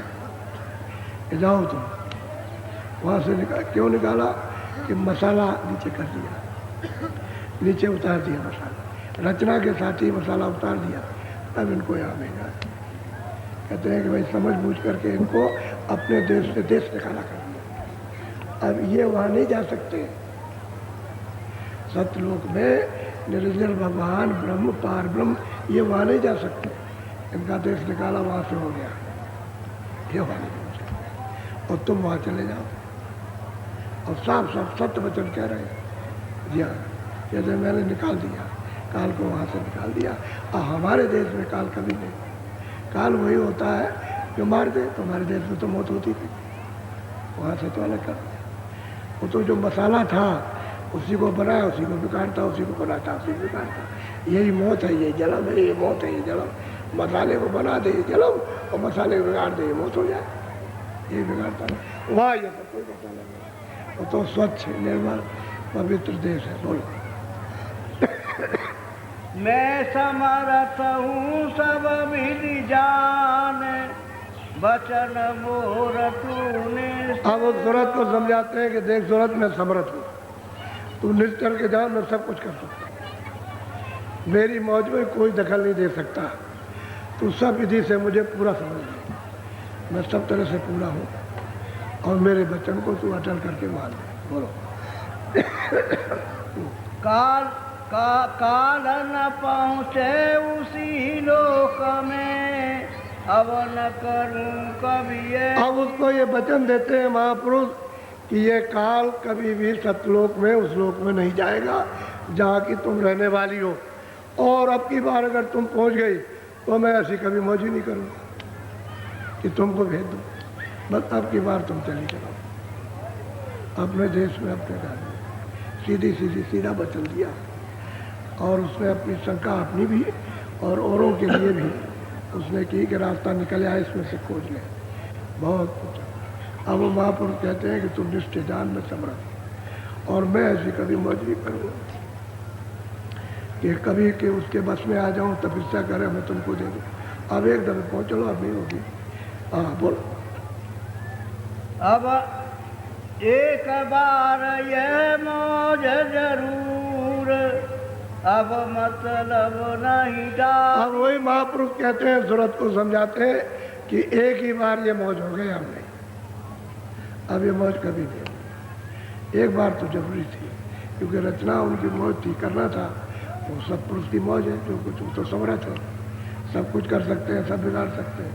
तो कहते हैं हमारी तो एक बार करना चाहिए, अब कोई मौज नहीं, और कोई मौज नहीं। अब यह है कि ये तो आपने अपना भेद सुना, ये तो आप, और 3 लोग का जिनका पसारा है वो आपको कल सुनाएंगे कि कैसे सिमट जाता है, कैसे इसका सबका सिमटाव हो जाता है, और ईश्वर कैसे सिमट जाते हैं, और ब्रह्म कैसे सिमटते हैं, और पार ब्रह्म यहाँ कुछ नहीं रहता, कुछ नहीं रहता है यहाँ पर। इससे ये मालूम है कि अस्थाई देश नहीं है, इससे ये बदल सकता है। जब तुम अस्थाई रहे तो देश कैसे अस्थाई रहेगा? जल पृथ्वी अग्नि वायु आकाश अस्थाई नहीं है, ये अस्थाई रहने वाली चीज़ें नहीं है, सब नाश वाली, ये नाश हो जाएगी। तो वो तो मैं कल आपको बताऊंगा। आज है तीसरा दिन, कल है 27 तारीख कल है, उसके बाद 28 को गुरु पूर्णिमा मनाई जाती है। क्या होता है कि भाई उसमें हम लोग महापुरुषों की याद करें, नए वचनों को सुने और नए वचन सुन करके उसका पालन करें, और जब वचन सुन लें पालन करें, भजन करें, ताकि जल्दी से जल्दी यहाँ से निकले। तो अपने को मजबूती आए, दृढ़ता आए, मजबूती आए, दृढ़ता आए। जो प्रेम में कमी होती है वो प्रेम ज़्यादा हो जाए, जो हम भूल जाते हैं उसको हम याद कर लें और हम सुमरत ध्यान नहीं कर पाते हैं, संसार में फंस जाते हैं, तो उसकी जानकारी अपने को हो जाए और धीरे धीरे धीरे धीरे इन सब चीज़ों से अभाव और यहाँ से हटके और कुछ करके कुछ पाने लगे। असली बात सत्संग इसी का होता है कि जल्दी से जल्दी आप अपना काम करो। ये सब काम जो एक दूसरे के सब ज्ञान होते हैं उनका बोझा तुम लाते रहते हो, तुम्हारे काम कोई आने वाला नहीं है। सिपाही रहता है राजा के पास हर वक्त, तो क्या राजा का धन ले लेता है? राजा के पास रहेगा और ये पीछे रहेगा। इसी तरह से काल के देश में तुम यहाँ रहते हो, तुम सुखी रहोगे, कुछ ले लोगे यहाँ, वो किसी को लेने देगा? उसने कहा कि तो हमारा तुम सब ये हमारा है और हमारे को दे दो। उसने दिया, उसको वापस करो, तो ले लेगा और सूरत को जीवात्मा को निकाल के बाहर कर देगा, खत्म हो जाएगा। और ये तुम समझते नहीं हो, ये छाया है, उसी के लिए पागल बने हुए हो। इसको समझो, क्षणिक छाया क्षणभंगुर, और छाया गायब हो जाएगी। वो तो अभी सूरज दिखाई देता है, डूब गया, अंधेरा हो गया। ऐसे ही ये छाया है, सूरज दिखाई देता है, जानवर है, पशु पंछी आदमी, और बस सूरज निकाल दी बकाए। और इस चेहरे के लिए रोते, ये काला था, सांवला था, ये था, वो था। अरे भाई सूरज के लिए रो, कहाँ गई? उसके लिए चिंता करने से उसकी तो कोई फिक्र नहीं। शरीर के लिए रोते हो, स्वार्थ के लिए। शरीर का मतलब स्वार्थ, कि अपना मतलब हल हो जाए और मर जाए, क्या अपना काम बन जाए, सब अपने अपने स्वार्थ में। इसलिए आप तो आपको ये सत्संग आपको आप सुनाया कि ये देश पराया देश, और किसने ला करके फंसा लिया, बांध लिया, वो सब बताया। तुम कहाँ की रहने वाली, वो भी बताया। और ये कौन आया बुंद रूप, ये 3 लोगों का बुंद का पसारा, सतलोक की एक बूंद है, उसका ये पसारा है। और जब तुम यहाँ से चढ़ाई करो और ऊपर में चलो, जल कमल के ऊपर में, तो उससे ज़्यादा तो तुम्हारे ही प्रकाश है। तो तुम भी तो रचना करने वाली हो। अभी तो यहाँ बिल्कुल असहाय और इतनी छोटी हो कि एक करके लाख टुकड़े किए जाओ, उससे भी छोटी, दोनों आँखों के पीछे बैठी हो, और फिर इतनी विशाल धारा हो जाएगी, विशाल धारा इसकी प्रकाश की, शक्ति की, ज्ञान की। उसमें मतलब ये तो तुम्हारे ही ज्ञान पहुँचता है। रचना करने के लिए यही सूरत रचना करती है। ये जो मनुष्य शरीर में दोनों आँखों के पीछे बैठी है, रचना करने वाली हो जाती है। ये ऊपर में सब रचना करती है, रचना करके दिखाती है। देर क्या लगती है? सबकी धारा में मिली, शब्द रूप हो गई, फिर रचना का इसका विस्तार देखो आप। ये कैसा खुल के देखते बता। अर्वचनीय खेल होता है, अर्वचनीय सुंदरता दृश्य होते हैं जो कहने में नहीं आते हैं। तुम समझोगे क्या? जैसे तुम समझोगे हम पागल हैं, यही समझोगे कि पागल पागल कह रहे हैं, और तुमको भी लोग समझेंगे पागल सुन रहे हैं, ऐसा ही। लेकिन जब देखोगे तो पता चलेगा। तो हम यही आपके लिए दोस्त दिलाते हैं कि भाई यही सूरत है जो ऊपर से आई है, अब गुम हो गई, गुम का लापता, अब इसका अस्तित्व खत्म हो गया, अब इससे आप निकाल नहीं सकते हो मिट्टी से। तो महापुरुष धीरे से निकाल लेते हैं, बरामद कर लेते हैं इस जड़ता से, और चेतनता में जाकर दरवाजे पर खड़ा कर लेते हैं। बहुत बड़ा काम करते हैं, इतना काम छोटा है। इसलिए समझ के बहुत चित्त लगा करके अच्छी तरह से सुनो और पीते जाओ, पियो उसको, यानी जो भी सुनो उसको पियो, तभी वो फिर अंदर से जा करके फिर वो करेगा काम आपका, मन में, बुद्धि में, चित्त में, फिर काम होने लगेगा, फिर रग रग में घुस जाएगा, प्रवेश हो जाएगा, फिर वो उसके जर्रे जर्रे काम करने लगेगा, तभी तो काम बन जाएगा। बोलो जय गुरुदेव, जय गुरुदेव।